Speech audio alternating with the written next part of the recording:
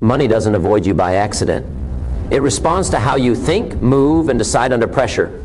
Most people stay broke not because they lack opportunity, but because their daily habits silently repel wealth. This changes fast if you're willing to face the truth. Let's get something clear right now. Money isn't magic, luck, or destiny.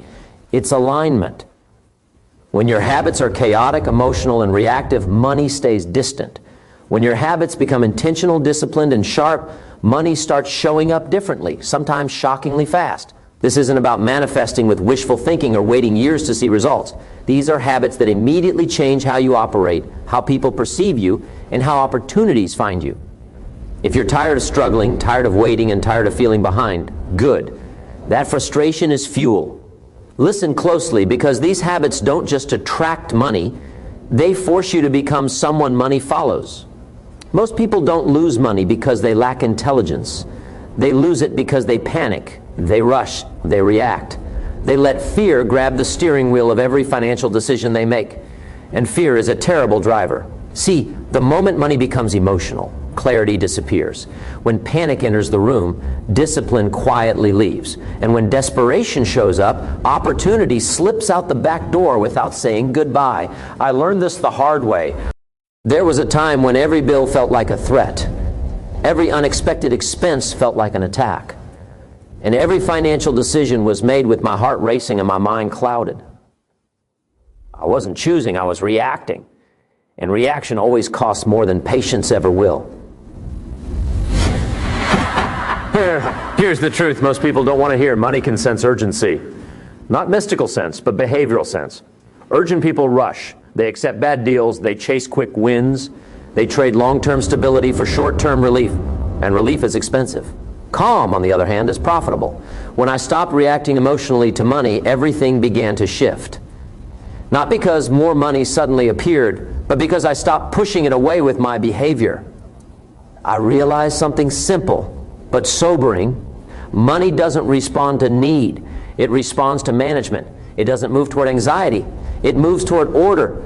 Think about it. If someone handed you a valuable asset, would you give it to the person who's frantic, impulsive, and constantly stressed? Or would you trust the person who's composed, measured, and steady under pressure? Money works the same way. Every emotional reaction is a signal. Panic says, I don't trust myself. Impulse says, I don't have a plan. Desperation says, I feel behind.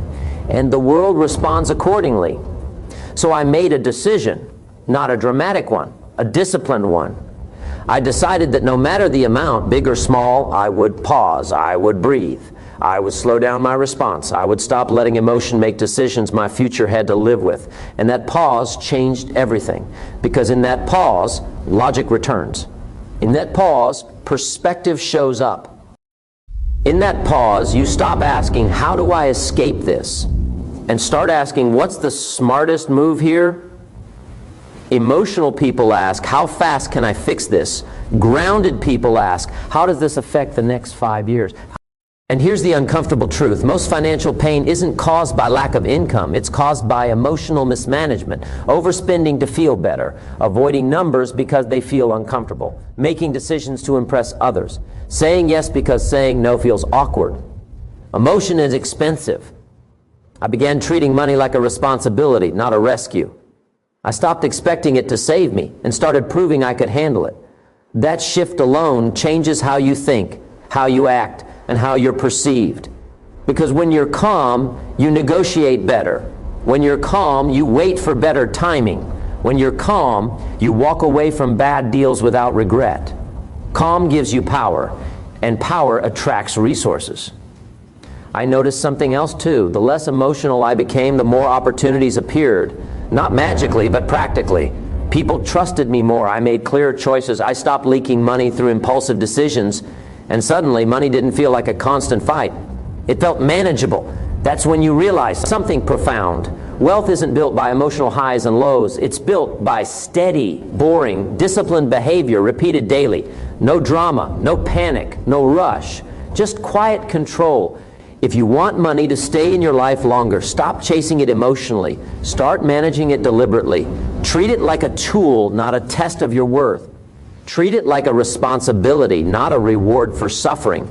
Because the day you stop reacting emotionally to money is the day money stops controlling you. Every life gets the same 24 hours, but not every life gets the same results. That difference isn't talent, it isn't luck, it isn't background. It's respect for time. There was a moment when I realized something unsettling. I wasn't poor in money first. I was poor in how I treated my hours. I let them leak. I let them drift. I let them be stolen by distractions, excuses, and people who had no plan for their own lives, let alone mine. And then I asked myself a question that changed everything. If my time were already expensive, would I be using it like this? That question hit hard. Because the truth is, the way you treat your time is the clearest signal of how you value yourself. And money follows value.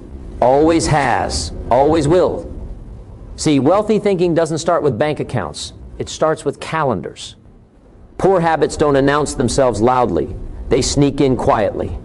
10 minutes wasted here, an hour lost there, a day gone without intention, and suddenly weeks disappear. Months vanish. Years slip through your hands while you're wondering why life hasn't changed. Time doesn't disappear. You give it away. I used to say I'll do it later. Later became tomorrow. Tomorrow became next month. And next month became regret. Not because I didn't have ambition, but because ambition without structure is just noise in the head. So I made a decision. I started treating my time like it was already worth something, like someone was paying me for it, like every hour had a price tag attached. And when you do that, everything changes. You stop lingering in conversations that go nowhere. You stop scrolling through lives you don't want. You stop saying yes to things that steal energy without giving anything back. Because when time becomes expensive, excuses become unaffordable. I began waking up with intention, not motivation. Intention. Motivation fades. Intention commands. I ask myself each morning, what deserves my best hour today? Not my leftover energy, not my scraps, my best. And here's the discipline most people avoid. The best hour doesn't go to comfort. It goes to growth. Comfort feels good now. Growth pays later. And money lives in the later. I noticed something powerful. When I respected my time, other people did too. When I showed up prepared, focused, and punctual, opportunities leaned in. People listen to those who don't waste minutes, because minutes are life in small form. You don't build a future by killing time. You build it by investing time. And investments require sacrifice. You give up something now for something greater later. That's not punishment. That's wisdom. I had to give up mindless habits. Late nights that led nowhere. Conversations that circled the same complaints. Activities that entertained me but never elevated me. And yes, it was uncomfortable, but growth often is. Here's the hard truth. If you have time for everything, you stand for nothing. Focus requires elimination. Wealth requires boundaries, and boundaries begin with time. Every hour you protect sharpens your mind. Every hour you invest compounds quietly. Every hour you waste sends a message to your future that you didn't care enough. And your future listens. Treating time as expensive doesn't mean becoming cold erotic. It means becoming intentional. It means understanding that this moment right now is not practice. This is the game. This is the life you're building. When I stopped giving my best hours to distractions, money started finding space to enter. Not because time magically turned into cash, but because clarity turned into results. Results attract resources. The disciplined mind produces disciplined outcomes. And disciplined outcomes create trust. And what money trusts, it stays with. So ask yourself tonight, quietly and honestly, where are my best hours going? Who is consuming my attention? What am I postponing that my future is begging me to begin? Because time is not waiting. It's not forgiving. And it does not return refunds. Treat it like it matters, because it does. Treat it like it's valuable, because it is. And when you do, money will recognize the signal. Every word you speak is a vote for the life you're building.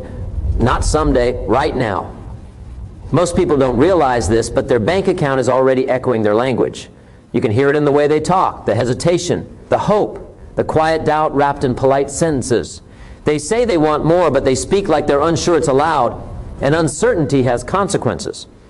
I used to talk about money the same way people talk about weather, casual, powerless, resigned. Maybe one day, hopefully it works out, if things change. Those words sound harmless, but they are loaded. They teach your mind to wait instead of decide. Hope is not a strategy, and waiting is not progress. When you speak without certainty, you train yourself to expect less. You tell your subconscious, this is out of my control. And the mind, being obedient, steps back. It stops pushing. It stops preparing. It stops noticing opportunity because it was never told to look for it. So I made a shift, a quiet one, a deliberate one. I stopped talking about money like a dream and started speaking about it like a responsibility. I stopped saying I hope and started saying I will. Not loudly, not arrogantly, calmly, clearly, with intention. Because certainty is not volume, certainty is direction. There's a difference between confidence and noise. Noise begs for attention. Confidence doesn't need permission. And money responds to confidence the same way people do. It leans toward those who sound grounded, not desperate.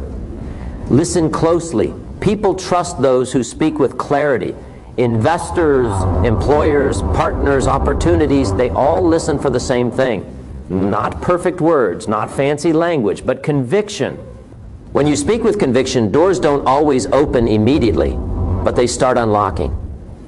I remember a moment when I caught myself mid-sentence. I was explaining a goal, and I heard the doubt in my own voice. I sounded like I was asking for approval, and I realized something uncomfortable. If I didn't believe myself, why should anyone else? So I changed the script. I began speaking about money as if it was already part of my life structure, not a visitor I was hoping would show up. I didn't exaggerate. I didn't lie. I simply removed doubt from my language. Instead of I'm trying to get better with money, I said I manage my finances deliberately. Instead of I hope this works, I said this is the direction I'm committed to. That shift seems small, but small shifts move heavy doors. Your words shape your posture. They affect how you stand, how you walk, how you decide. When you speak with certainty, your nervous system calms down. Your mind organizes itself. And suddenly, you stop second-guessing every step. Doubt fragments focus. Certainty concentrates it. And here's the hard truth. Most people talk themselves out of wealth long before money ever has a chance to arrive. They speak failure into the room and call it realism. They call limitation being responsible. But words are not neutral. They are instructions. Every sentence you repeat becomes a belief. Every belief becomes behavior. Every behavior produces a result. This isn't about pretending. It's about alignment. You don't speak with certainty because you have everything. You speak with certainty because you've chosen a direction. Direction is powerful. When you say, this is where I'm going, your mind starts looking for the road. When you say, I don't know, your mind sits down. And sitting minds don't build futures. I noticed something else when I changed my language. People responded differently. Conversation shifted. Opportunities became more serious. Not because I sounded important, but because I sounded decided. Decided people are rare, and rare things attract attention. So choose your words carefully, not to impress others, but to instruct yourself.